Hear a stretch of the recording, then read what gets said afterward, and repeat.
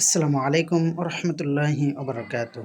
ইন্নাল হামদুলিল্লাহ ওয়াসসালাতু ওয়াসসালামু আলা মান লা নাবিয়্যা বা'দা, আম্মা বা'দ।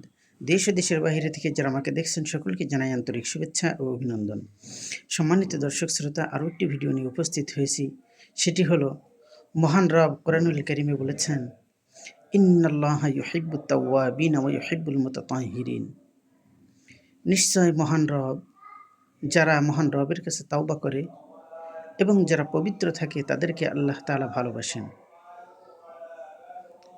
তাহলে দর্শক শ্রোতা, আমরা এটাই বুঝলাম যে আমাদের জীবনের সমস্ত কিছু থেকে আমরা যদি পানা পেতে চাই, আমরা যদি ক্ষমা পেতে চাই, তাহলে মহান রবের কাছে তাওবা করতে হবে, মহান রবের কাছে ক্ষমা চাইতে হবে।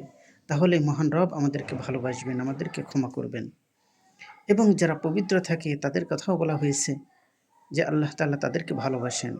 এজন্য আমরা সর্ব অবস্থায় পবিত্র থাকার চেষ্টা করব ইনশাআল্লাহ। আল্লাহ তাআলা আমাদের সকলকে সুন্দর সঠিক আমল করার তৌফিক দান করুন। আমিন। আসসালামু আলাইকুম ওয়া রাহমাতুল্লাহি ওয়া বারাকাতুহু।